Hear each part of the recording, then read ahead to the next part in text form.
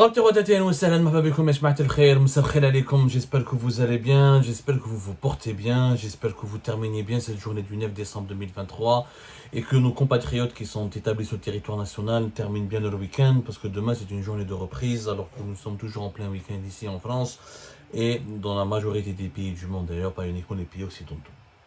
Nouveau scandale, Yajma, nouveau scandale qui ne manquera pas de défrayer la chronique, nouvelle secousse assez cette fois-ci puissante qui, au sein de l'institution militaire et au sein des services de sécurité en Algérie, il y a encore un général en prison. Encore un général qui va en prison. Je sais pas comment on peut, la machine, la broyeuse. Je ne sais pas si on peut parler de broyeuse, si on peut, quel est le type de mot que je devrais peut-être utiliser. En tout cas, la machine qui broie les officiers supérieurs de l'armée algérienne continue continue d'opérer, continue de faire des dégâts et de faire des ravages. C'est une véritable broyeuse, entre guillemets. Alors cette fois-ci, c'est un général des services secrets algériens qui a été arrêté, dont la maison a été perquisitionnée et qui a été placé en détention depuis le mardi dernier. Le mardi dernier, nous étions quoi? Nous étions le 5 décembre dernier. هذا scandale كارثة بمعنى الكلمة. Je ne sais pas par quoi je dois commencer pour vous expliquer. C'est un scandale qui pourrait aller très loin et ça indique que le pays n'est pas encore stable et c'est pour ça que j'ai peur pour mon Algérie. D'abord, je ne défends pas, ni je dis qu'il ne faut pas arrêter les généraux, ni je ne défends les généraux qui sont arrêtés. Moi, je défends l'intérêt général de notre pays et je dis que ce n'est pas normal que nous avons plus de 150 officiers supérieurs de l'armée, dont plusieurs dizaines de généraux, dont une dizaine de généraux majors qui sont en prison. Cette fois-ci, c'est le général Smaïl Afjan. Qui était l'ex-patron de l'une des directions les plus importantes des services secrets algériens, qui est la direction générale du renseignement technique, Smaïl Afjan, qui dirigeait la DGRT. La DGRT, c'est quoi? La DGRT, c'est la direction générale du renseignement technique, elle regroupe tous les moyens et les unités logistiques qui sont chargés officiellement de la collecte du renseignement à travers les écoutes, à travers l'espionnage technique, à travers le piratage, à travers les transmissions, tout ce qui concerne les communications téléphoniques et électroniques ou les transmissions téléphoniques et électroniques. Donc, il s'agit du service, c'est pour ça qu'on l'appelle la Direction Générale du Renseignement Technique. Et en Algérie, il y a une architecture assez complexe du renseignement technique. Depuis 2015-2016, il y a l'organe national de lutte et de prévention contre les crimes liés à la cybercriminalité qui lui-même centralise tous les systèmes d'écoute dont dispose le pays et qui était placé sous la tutelle du ministère de la Justice. Ensuite, il a été rattaché à la présidence de la République. Ensuite, il a été rattaché au ministère de la Défense nationale à l'époque du Hirak. Ensuite, en 2020, après la mort de Gaï Salah, il est arrivé au pouvoir de Abdelmajid Tebboune, l'ascension de son conseiller Boualem, qui était lui-même l'ancien directeur de cet organe, le fameux organe de lutte et de répression des crimes liés contre la cybercriminalité et les infractions et crimes liés à la cybercriminalité a été repris a été replacé sous la coupe de la présidence et l'organe travaille directement avec la DGRT qui elle-même, elle a ses propres centres d'écoute, elle a ses propres infrastructures et elle échange et elle gère toutes les informations et les flux d'informations concernant les écoutes téléphoniques et électroniques, parce que aussi la surveillance des réseaux sociaux, la surveillance Bon, l'Algérie n'a pas les moyens, clairement, on n'a pas les moyens d'écouter les WhatsApp et les télégrammes, où là les signaux, il faut arrêter de fantasmer, parce que certains dirigeants algériens font circuler des rumeurs, l'Algérie a percé télégrammes, a percé signal, même les services secrets français occidentaux n'arrivent pas, ça c'est des messageries hyper cryptées que les Américains eux-mêmes protègent, il faut des portes dérobées, il faut demander ça au service de renseignement. Mais il y a des coopérations, la DGRT coopère par exemple avec les services techniques de la CIA, de l'ex-KGB, les autres services des grandes agences internationales, les services occidentaux, il y a des grandes puissances mondiales. En tout cas, tout ce qui est écoute, surveillance, et traque de l'information et collecte de l'information sur les supports téléphoniques et électroniques, sur le web et le téléphone. C'est la DGRT qui dispose de ses propres centres d'écoute, Raya, Rmol, etc. C'est une architecture très complexe, mais c'est un service de renseignement peu connu, parce qu'en Algérie, nous avons les services secrets. C'était DRS. Depuis 2015, il y a 3 directions Direction générale de sécurité intérieure, direction de la documentation de la sécurité extérieure, c'est le renseignement extérieur, ou le renseignement technique, de la direction générale de renseignement technique. La direction générale de renseignement technique, elle était stable. C'est l'un des rares services secrets qui était stable, parce que Ismail Afjan avait été placé à l'époque de Gaye Salah, en avril 2019, à la tête de la DGLT. Il a survécu à toutes les purges. Contrairement à la DGSI qui a connu plusieurs changements, Jara Djabou Azza, Moulbou Azza Dja Rajdi, Moulbou Dja Rajdi Djalek Hal Mejdoub. Contrairement à la DDSE, il y avait Kamel Remli, ensuite il y avait Général Youssef Bouzid, ensuite il y a eu Aoud Djalek Hal Mejdoub, Djabou Rajdi, Madrah Rajdi Djabou Nana Djibbar. Le service de renseignement technique était stable. Ismail Afjan, avant 2019, il était le directeur régional du renseignement technique de la région de 5e Légion militaire de Constantine. Il avait pris donc le pouvoir à la tête de la DGLT dès 2019, où il est resté. Il est resté, où il s'avère qu'il a été limogé fin septembre, vers septembre 2023. Son limogeage est passé quasiment inaperçu, personne n'en a parlé. Et depuis, les rumeurs circulaient, Ismail Afjan a été limogé parce qu'il entretenait une certaine proximité avec Boualem, le plus puissant conseiller d'Abdelmajid Tebboune, et que cette proximité avait nourri donc les doutes, les appréhensions, les inquiétudes et la colère de l'état-major de l'armée qui a voulu se débarrasser de lui. Mais l'histoire ne s'est pas arrêtée là. Il y avait encore d'autres informations. Alors, l'information de la proximité avec Boualem a été confirmée, ce qui d'ailleurs pas un scandale en soi, parce que Boualem, conseiller chargé des affaires juridiques et judiciaires, avait repris il n'était pas le patron direct de l'organe, le fameux organe qui centralise tous les systèmes et les collectes des informations, tous les systèmes d'écoute téléphonique et électronique. La DGLT travaillait obligatoirement avec Boualem en tant que conseiller de la présidente de la République qui était en charge de ce dossier.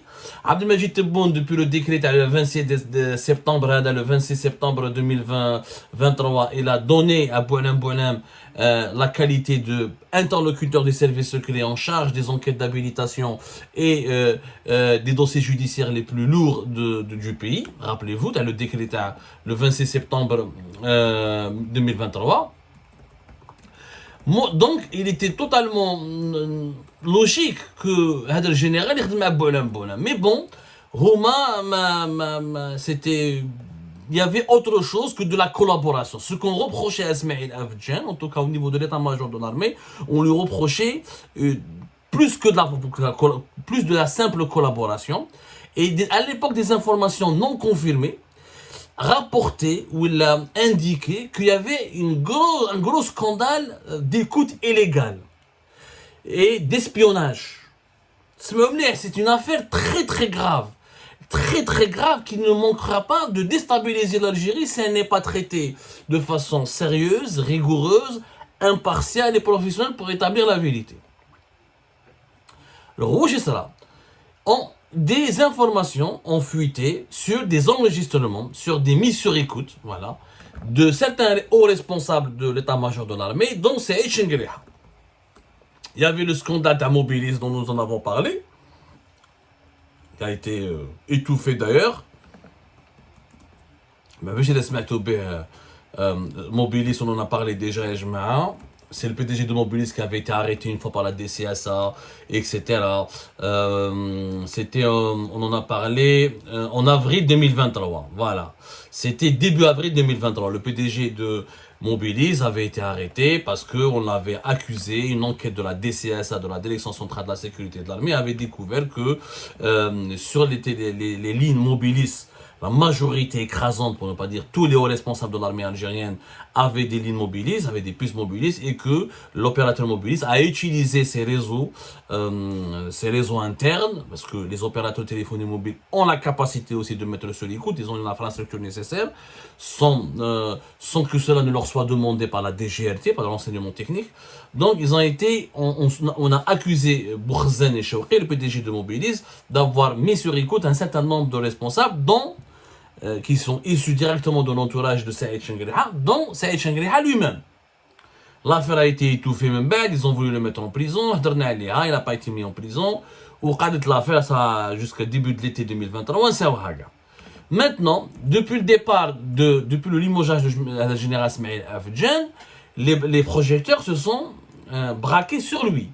C'est lui qui a été accusé d'avoir détourné les moyens logistiques de la DGRT pour espionner et enregistrer les conversations et les échanges téléphoniques d'un certain nombre de hauts responsables militaires sans aucune justification légale, sans qu'il y ait des besoins expressément formulés par la justice militaire, sans qu'il y ait la moindre autorisation qui a été délivrée par l'état-major de l'armée. Et on soupçonne Smaïl Afjan d'avoir transmis ces enregistrements, ces écoutes, les contenus de ces écoutes et de ces échanges téléphoniques à des personnes issues du clan Tebboune ou à l'entourage de Tebboune et plus précisément à Boualem. Pour le moment, c'était qu'un simple récit. Moi, personnellement, je pensais que voilà, il y a tellement de rumeurs dans notre pays, il y a tellement de controverses. Vous savez, la guerre des clans en Algérie, le clanisme fait terriblement mal à notre pays. Il y a toujours le clan de X qui veut faire du mal au clan Y. Des fois Saïd Chengriham lui-même n'a rien demandé, mais vous trouvez des zélateurs, ou Boualem lui-même, des fois, n'a rien demandé, mais vous trouvez des zélateurs qui demandent à leur place, qui essayent de l'excès de zèle, ils lancent des coups bas, ils font des complots, ils essayent d'atteindre, de faire du mal à ce qui est supposément présenté comme les adversaires de Boualem ou de Saïd Chengriham pour espérer obtenir quelques faveurs ou quelques promotions ou rétribuer leur bon service ou leur mission, leur loyauté. Voilà, ils espèrent obtenir des privilèges en faisant Boualem il te fait avec le général, je vais l'attaquer comme ça, Boualem je vais le séduire, je vais lui plaire, il va m'aider, il va me soutenir. Chengriham n'aime pas avec le conseiller, je vais attaquer ce conseiller ou ce ministre, comme ça c'est Chengriham il va me récompenser plus tard, il va m'adopter, il va m'adouber. C'est comme ça, c'est ça le clanisme en Algérie, c'est consubstantiel au fonctionnement du régime algérien. Sauf que c'était qu'un récit. Il n'y avait pas de données précises qui pouvaient permettre d'incriminer Smaïl Afjan dans un quelconque scandale d'espionnage et d'écoute illégale. Eh bien, jusqu'à ce mois de décembre, le scandale éclate de façon sérieuse, puisque la DCSA, je dis bien la DCSA, la Direction centrale de la sécurité militaire, sur ordre de la justice militaire, elle procède à l'arrestation de M. Smaïl, de général Hada Smaïl, général Smaïl Afjan. Il y a une perquisition qui a été accomplie et effectuée au sein de son domicile personnel. Et selon des sources, c'est là où les enquêteurs découvrent un certain nombre d'enregistrements, des documents sonores, sur des ordinateurs, sur des clés USB, etc. C'est un certain nombre d'enregistrements très sensible qui implique des hauts responsables de l'état-major de l'armée. C'est ce qui a justifié rapidement son inculpation, sa présentation devant le tribunal militaire de Blida et son placement sans mandat de dépôt. C'est quand même grave, Yashma. C'est quand même très grave. Donc, moi, j'ai pas la preuve de ce que les sources avancent, mais ce que je sais, c'est que le tribunal militaire de Blida, ils l'ont placé sous mandat de dépôt, c'est qu'ils ont trouvé des choses. Ça serait quand même grave si le dossier il est fomenté, ou il est inventé, ou il est préfabriqué. Quoi qu'il arrive, ce qui s'est passé est tellement grave que normalement le ministère de la Défense nationale devrait faire un communiqué. Ou là, la présidente de la République devrait aussi faire un communiqué. Ou là, la justice militaire devrait s'expliquer. Bon, mais je ne peux pas intimer l'homme. C'est un sujet très sensible. Je ne suis pas là pour... Moi, je n'appartiens à aucun clan. Je ne défends ni X ni Y. Moi, je m'interroge et je rapporte les informations telles que nous avons pu obtenir. Général Smaïl Afjan placé en détention, perquisition à son domicile, découverte de plusieurs supports détenant des enregistrements téléphoniques délicats impliquant des généraux et des hauts responsables de l'armée et visiblement impliquant des conversations de Saïd Chengriham lui-même. Voilà ce que nous pouvons disposer, voilà les informations que nous avons pu recouper. Est-ce que Smaïl Afjan a été placé en détention? Maintenant, est-ce que cela signifie que quelqu'un de la présidence ou qu'un clan adverse a espionné Chengriham et son équipe? Je ne peux pas l'affirmer.